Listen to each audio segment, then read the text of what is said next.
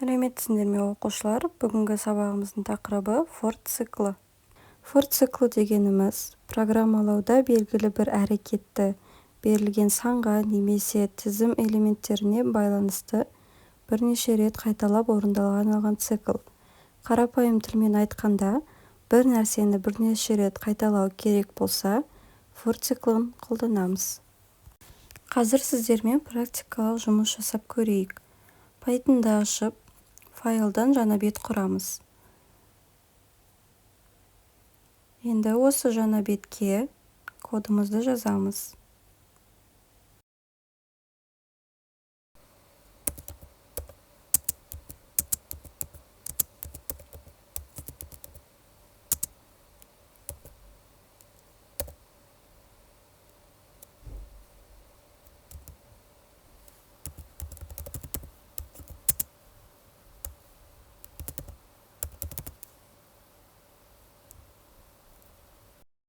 Жазып болғаннан кейін run батырмасын басып, сақтап аламыз.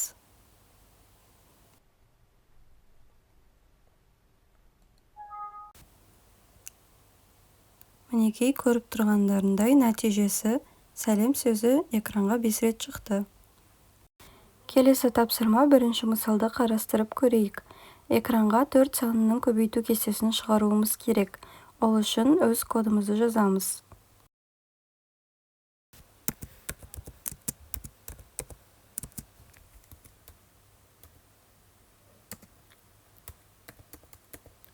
Бұл жерде 1-ден 11-ге дейін шығару үшін print функциясын жазамыз.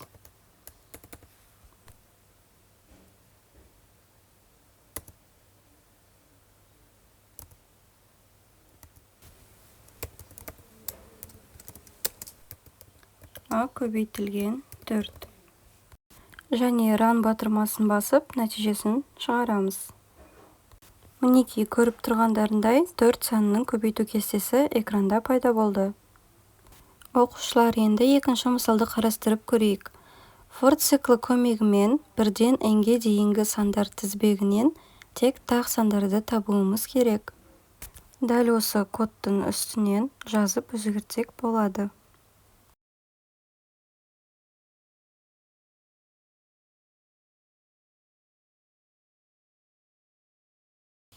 Бұл жерде біз n бүтін сан енгіздік. Одан кейін 1-ден n-ге дейінгі сандардың аралығын 2 қадаммен деп бердік. Енді экранның бетіне шығарамыз. Бір жолда шығару үшін end параметрін қолданамыз. Енді тексеріп көрейік. Енді біз консольдан қолмен енгіземіз. 20 санын береміз. Нәтижесіне қарасақ, 2 қадаммен тек тақ сандарды шығарып берді. Екінші мысалды аяқтадық. Енді үшінші мысалды қарастырып көрейік. Үшінші мысалды қарасақ, бұл жерде 1 қосылған 2, қосылған 3, қосылған 4. Яғни, n-ға дейінгі сандардың қосындысын есептеуіміз керек.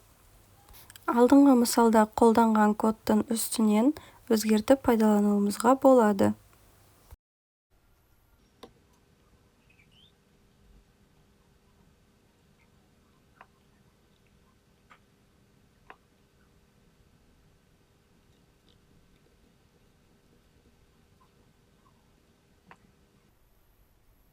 Бұл жерде біз не өзгерттік?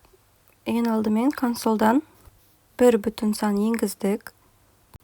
Және де s-тен 0 дегеніміз бұл есептеп отыру үшін қажет болады. Және бұл жерде 1-ден n-ға дейін және де 1-ді қосып алдық. Одан кейін s-ке i қадамын қосып отыру. Кейін экранның бетіне дәл сол сандардың қосындысын шығаруды қостық. Яғни 1-ден n-ға дейінгі сандардың қосындысын шығарамыз. Енді run батырмасын басып тексеріп көрейік. Бұл жерде өзіміз кез келген санды беруімізге болады. 10 санын беріп көрейік. яғни бұл жерде 1-ден 10-ға дейінгі сандардың қосындысы 55 шығатынын көрсетті. Бүгінгі сабақта қолданылған мысалдарды практика жүзінде жасап көріңіздер. Назарларыңызға рахмет. Сау болыңыздар.